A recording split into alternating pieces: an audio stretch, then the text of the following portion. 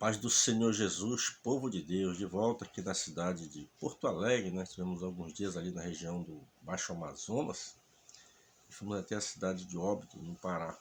Eu quero mandar nesse momento meu abraço ao meu cunhado, irmão em Cristo e amigo Raimundo, né? E se inscreveu nesse canal e tem me dado aquele likezinho abençoado. Deus abençoe a sua vida. Eu quero agora informar você que em cada mensagem que eu gravar, vou frisar o nome de uma dessas pessoas que deixa aquele likezinho no final ali. Que esse canal só existe porque você existe.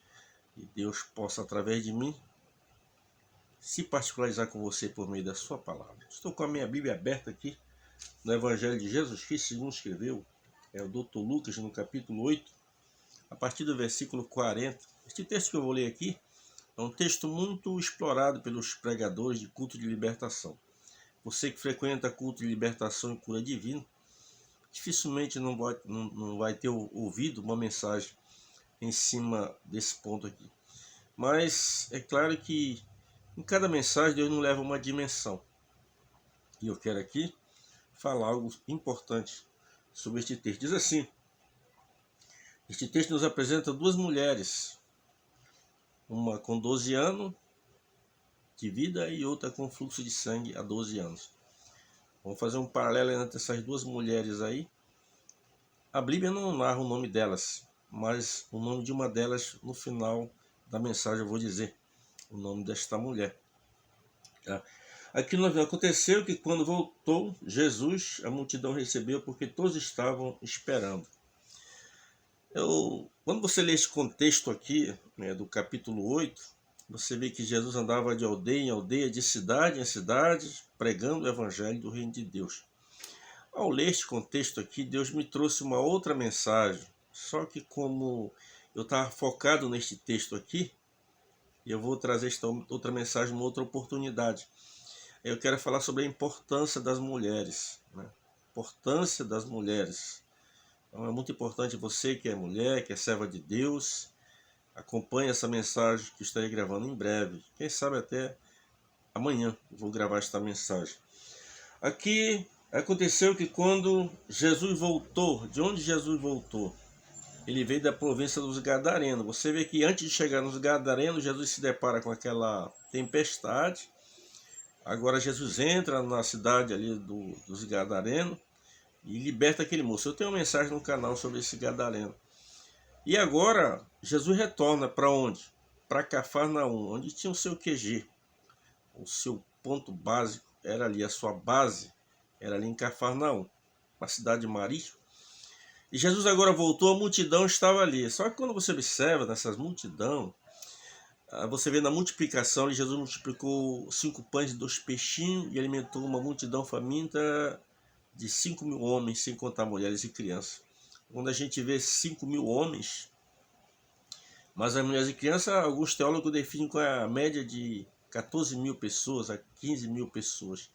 Você vai numa igreja, por exemplo, tem, digamos assim, 20 homens, mas tem 50 mulheres. Sempre o número de mulheres é um pouco maior.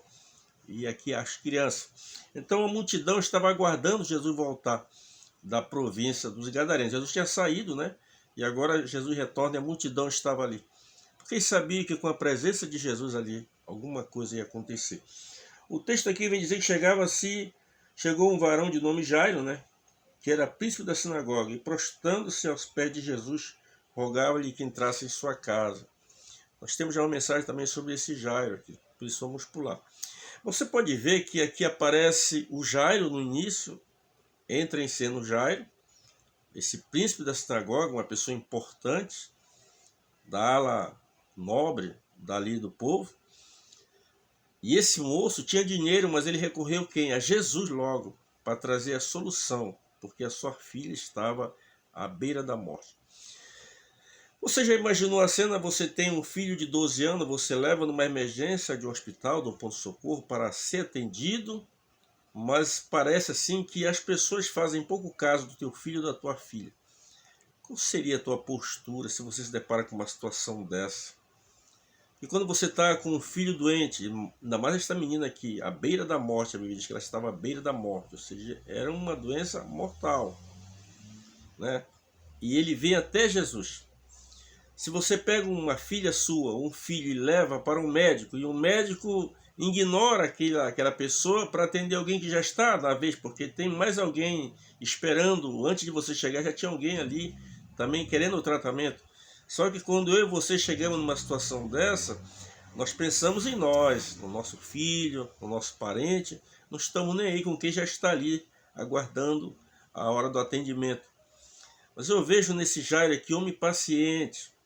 Jesus vem no meio daquela multidão, começa a caminhar, o Jairo vem, você vê a humildade aí, prostou-se como um príncipe e como alguém importante da sinagoga. Ele poderia até chegar com Jesus de uma outra forma, mas ele prostou-se aos pés de Jesus, demonstrando que é humildade. Recorreu Jesus com humildade. Mas vamos em frente aqui, né? E a Bíblia diz, verso 42, porque tinha uma filha única de quase 12 anos, que estava à morte. Indo ele, apertava a multidão. A multidão, você já imaginou, 14 mil pessoas pressionando. Acho que determinadas vezes o discípulo fazia tipo um cordão humano, uma corrente na volta de Jesus. Mas tinha hora que as pessoas, eles investiam aquilo ali e tinham que chegar em Jesus, tinham que tocar em Jesus. Porque a pessoa, meu irmão, que está doente, que está numa situação difícil dessa, tudo que ele quer é o atendimento, tudo que ele quer é se livrar daquele mal. Aqui na sequência, nós vamos ver o versículo 43 que diz, e uma mulher. Você vê que nesse versículo 43 apresenta uma mulher. Mais adiante, você vai ver que a linguagem é diferente. Aqui uma mulher porque foi na narrativa de Lucas, tanto de Lucas como Mateus e Marcos, que é os 3 evangelhos sinóticos, é os únicos que narram este fato aqui, os 3 evangelhos. Então você vê aqui, e uma mulher que tinha um fluxo de sangue, diz a Bíblia, que havia 12 anos. Você vê que a filha de Jairo, ela tinha 12 anos. Quando esta menina nasceu, começou o sofrimento desta mulher. Agora fazia 12 anos que esta mulher está sofrendo, ela vem ao encontro de Jesus, e justamente no dia em que ela vem ao encontro de Jesus, Jairo também busca socorro pela sua filha. E vai lembrar que esta mulher chegou com este fluxo de sangue, a Bíblia diz que ela havia gastado todo o seu dinheiro com os médicos. A princípio, dá a entender que ela era uma mulher com dinheiro, uma mulher que tinha valores, porque diz que ela havia gastado tudo que tinha com os médicos. E agora ela recorre a Jesus, por de 12 anos de sofrimento. Eu só imagino uma mulher com 12 anos com fluxo de sangue, seu corpo é desfalecido pela enfermidade, ela é enfraquecida fisicamente, mas esta mulher ela teve força para chegar até Jesus. Esta força se chama fé, que move a minha e a tua vida. Quando às vezes as circunstâncias parecem que não tem mais solução, mas se nós usarmos esta fé na pessoa bendita de nosso amado Senhor e Salvador Jesus Cristo. Não é a fé na religião, não é a fé no médico, mas a fé no Senhor Jesus. O Senhor Jesus imediatamente, ele se volta para nós. Se você quer atrair a atenção de Deus, não é o teu dinheiro que vai atrair a atenção de Deus. Não é as tuas boas obras que vão atrair a atenção de Deus. Você quer atrair a atenção de Deus? Use a sua fé. Ou peça ao Espírito Santo que lhe dê uma fé capaz de atrair a presença de Jesus para você. A Bíblia diz que sem fé é impossível o homem agradar a Deus, porque a todos aqueles que se aproximam de Deus é necessário que creia que Ele é galardoador daqueles que o buscam. Você tem que recorrer a Deus com esta fé viva na pessoa bendita de nosso amado Senhor e Salvador Jesus Cristo. Diz aqui, é uma mulher que tinha um fluxo de sangue, havia 12 anos, gastara com os médicos todos os seus haveres, e por nenhum pudera ser curado. Que frustração para essa mulher.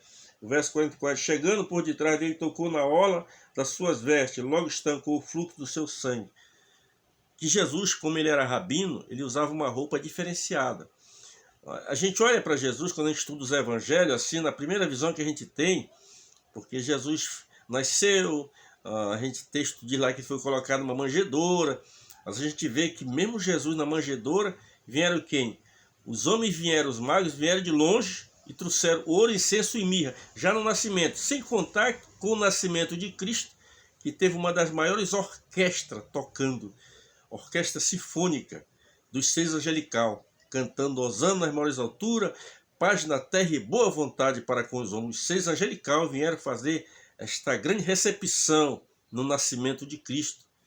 E agora você vê que as vestes de Cristo aqui, elas são importantes.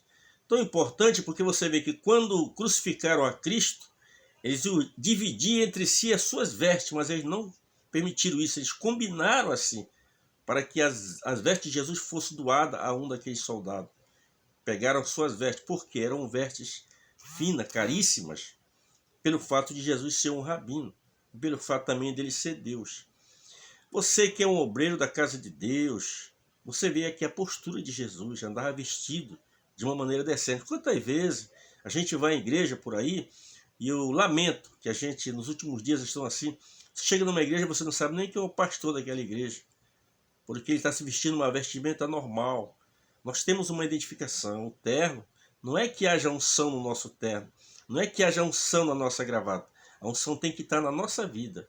Mas essa gravata, este terno, é uma referência de que nós somos um obreiro. Se você chegar no posto médico, se chegar no hospital, você vai se dirigir a quem? Ao enfermeiro, ao médico. Existem as roupas com uma identificação. Você vai, digamos assim, num restaurante, numa pizzaria, por exemplo, e você vê que todas as pessoas que estão trabalhando ali, eles têm a forma de identificação, que é a sua roupa. E você, como homem de Deus, tem procurado se identificar como um obreiro? Tem que procurar se identificar como um homem realmente de Deus? O versículo seguinte assim: e Jesus disse-lhe, quem me tocou? E rogando-lhe, Pedro disse, os que estavam, mestre, a multidão te aperta e te oprime, e tu dizes, quem me tocou? Disse Jesus, alguém me tocou, porque conheci que de mim saiu virtude. Esta mulher aqui, a fé dela foi tão grande. 12 anos do fluxo de sangue, mas ela teve uma fé que ela ia chegar até Jesus. E esta fé transportou esta mulher até a orla de Jesus. Porque se eu tocar só na orla do seu manto, eu vou sarar desta enfermidade. Talvez você diga, mas Jesus naquela época estava ali, o verbo da vida, o Emanuel, o Deus conosco fisicamente, mas só que Jesus morreu, ressuscitou, está à destra de Deus Pai, e agora como é que fica? Continuamos com este acesso através da nossa fé. A nossa fé é que nos transporta à presença de Deus. Há fatos na Bíblia que Jesus tocou, que nem naquele leproso. Jesus tocou naquele leproso e a lepra deixou. Jesus tocou na sogra de Pedro e a febre deixou. Mas tem um momento que nós temos que tocar em Jesus através da nossa fé. Esta fé chamada fé sobrenatural. Tá? Então aqui essa mulher, diz aqui o versículo de número 46. E disse-lhe Jesus, alguém me tocou porque conheci que de mim saiu virtude. Então, vendo a mulher, que não podia ocultar, se aproximou, tremendo, prostrando-se ante a ele, e declarou todo ao povo a causa que havia tocado, e logo sarara. E ele disse, tem bom ânimo, filha, a tua fé te salvou. O verso de número 43 diz que uma mulher, esse versículo aqui, de número 48, Jesus agora chama esta mulher de filha. Se analisarmos pela época em que esse texto foi escrito, se você ler em Mateus, do capítulo 1 até o 5, até o 1, no capítulo 1, Mateus fala sobre a genealogia, no capítulo 2, sobre o nascimento de Jesus, no capítulo 3, sobre João Batista, quando batizou Jesus. No capítulo 4, Jesus é levado ao deserto para ser tentado. No capítulo 5 de Mateus, Jesus começa o sermão. Capítulo 5, 6 e 7 no sermão. No capítulo 8, Jesus começa a operar os milagres. No livro de Mateus, esse texto aparece no capítulo 9. Jesus dando continuidade a esse milagre. E quando Jesus continua dando continuidade a esse milagre, você vê que Jesus já tinha aí em torno de 30 anos a 31 anos. Mas esta mulher tinha em torno de mais de 40 anos. Porque há 12 anos do fluxo de sangue, no mínimo uns 40 anos, mas Jesus chama esta mulher de filha. Coisa linda, você chamaria uma pessoa que você nunca viu de filha? O nome desta mulher chamava-se Verônica. Segundo a tradição, não está na Bíblia, mas chamava-se Verônica. Ela era da região de Cesareia de Filipe, ali, esta mulher que veio em encontro de Jesus, a dona Verônica. Eu lembro que quando eu cheguei em Porto Alegre, nós tínhamos uma irmã aqui, e o nome dessa irmã, a irmã Verônica, falava muito da irmã Verônica, mãe do meu irmão e amigo Tom. A irmã já dorme no Senhor, o Senhor recolheu ela no passado, mas temos o Tom, um grande músico nosso aí, que toca e canta na casa do Senhor. E aqui nós temos esta Verônica. Dali, segundo a tradição antiga, diz que o nome desta mulher era Verônica. Esta mulher se encontrou com Jesus. Você já se encontrou com Jesus? Você vê que esta mulher está ali há 12 anos com fluxo de sangue. Uma menina que havia nascido há 12 anos atrás, morre. Quando chega a vida, que é Cristo, ele deu vida a quem? A filha de Jairo, com 12 anos, e também restaurou a saúde desta mulher, depois de 12 anos de sofrimento. Eu quero dizer para você que todos nós nascemos com uma doença mortal chamada pecado, mas quando chegamos em Cristo, nós conseguimos ressuscitar espiritualmente. Paulo falando em Efésios capítulo 2, versículo 1, e vos vivificou, estando vós mortos em vossos delitos de pecado. Se você está morto em delito de pecado, porque não entregou a sua vida a Cristo, procure uma igreja evangélica mais próxima da sua casa e entregue a sua vida a Cristo. Ele tem um plano de salvação para a tua vida. Não só a vida física, mas a vida espiritual. Que Deus te nos abençoe e até o próximo.